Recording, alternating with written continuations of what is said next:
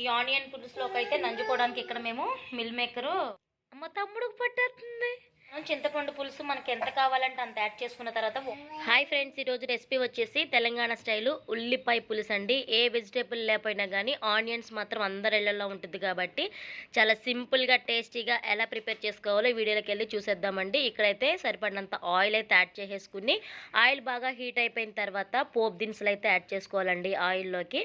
ఈ కర్రీ అయితే మా ఫ్రెండ్ చేసింది, భలే ఉంది, అడిగి మరీ చేపించాను అనమాట. ఇక్కడ 3 పచ్చిమిరపకాయలు యాడ్ చేసేసుకుని ఒకసారి బాగా మిక్స్ చేసేసుకోవాలండి.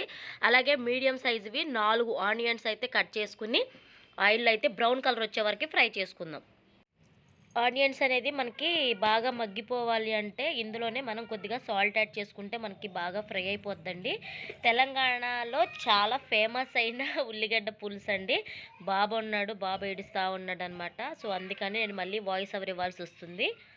కొంచెం వాయిస్ అయితే బాగాలేదు, అడ్జస్ట్ చేసుకోండి. ఇక్కడైతే చూసారండి ఆనియన్స్ అయితే మనకి ఎలా మగ్గుతున్నాయో. కొత్త గెస్ట్లు వచ్చారు ఫ్రెండ్స్. ఇప్పుడైతే ఆనియన్స్ అనేది మనకి ఇలా బ్రౌన్ కలర్లో వచ్చాక 1 tablespoon ginger garlic paste కూడా మనం యాడ్ చేసుకోవాలండి. ఇది కూడా ఆయిల్లోనే పచ్చి వాసన పోయే వరకు మనం ఫ్రై చేసేసుకోవాలి. ఇక్కడ 1/2 టేబుల్ స్పూన్ పసుపు కూడా యాడ్ చేసుకుని ఒకసారి బాగా మనం మిక్స్ చేసేసుకోవాలి. ఆల్రెడీ గ్రీన్ చిల్లీ అనేది మనం యాడ్ చేసుకున్నాం కాబట్టి మీ స్పైసీకి తగ్గట్లు కారాన్ని అయితే మీరు యాడ్ చేసుకోండి. ఇక్కడ 1 టేబుల్ స్పూన్ అయితే కారం కూడా యాడ్ చేసేసి ఒకసారి బాగా మిక్స్ చేసుకుని ఈ ఆయిల్లోనే కారం కూడా మంచిగా ఫ్రై అయిపోవాలండి, పచ్చి వాసన లేకుండా. చూసారండి, మూత పెట్టేసుకుని బాగా మగ్గించుకోవాలి. ఇలా ఆయిల్ పైకి తేలినప్పుడు చిన్న నిమ్మకాయ సైజ్ అంతా చింతపండుని అయితే పక్కన నానబెట్టుకుని ఇలా రసం తీసేసుకోవాలండి. ఈ రసాన్ని అయితే మనం ఈ ఉల్లిపాయల్లో యాడ్ చేసేసుకోవాలి. చూస్తున్నారండి, మనకి ఎంత కావాలో అంతే యాడ్ చేసుకోవాలి. ఒకసారి బాగా మనం మిక్స్ చేసేసుకున్న తర్వాత కల్లుప్పు యాడ్ చేసుకోవాలండి. ఈ పులుసుల్లోకి దేనిలోకైనా కానీ కల్లుప్పు యాడ్ చేసుకుంటే టేస్ట్ అయితే బాగుంటుంది. ఇక్కడ చూస్తున్నారా బాబు ఎలా ఏడుస్తున్నారని. నేను అక్కడికి వెళ్ళొచ్చేసరికి బాబు అయితే తెగ ఏడ్చేస్తున్నాడండి. చింతపండు నీళ్ళు యాడ్ చేసినాక నార్మల్ వాటర్ కూడా 1 గ్లాస్ యాడ్ చేసుకోవాలండి. పులుసు మనకి ఎంత కావాలి ఏంటి అనేది ఒకసారి బాగా మిక్స్ చేసేసుకుని మూత పెట్టేసుకుని మనం బాగా ఉడికించుకోవాలి. చూసారండి మనకి ఎలా మరుగుతుందో పులుసు అనేది. ఇప్పుడైతే మసాలా అంటే ఏంటి, ధనియాలు, లవంగా, చెక్క, అన్ని ఇలాచి మిక్సింగ్. ఈ మసాలా వేస్తేనే ఫ్లేవర్ బాగుంటుంది.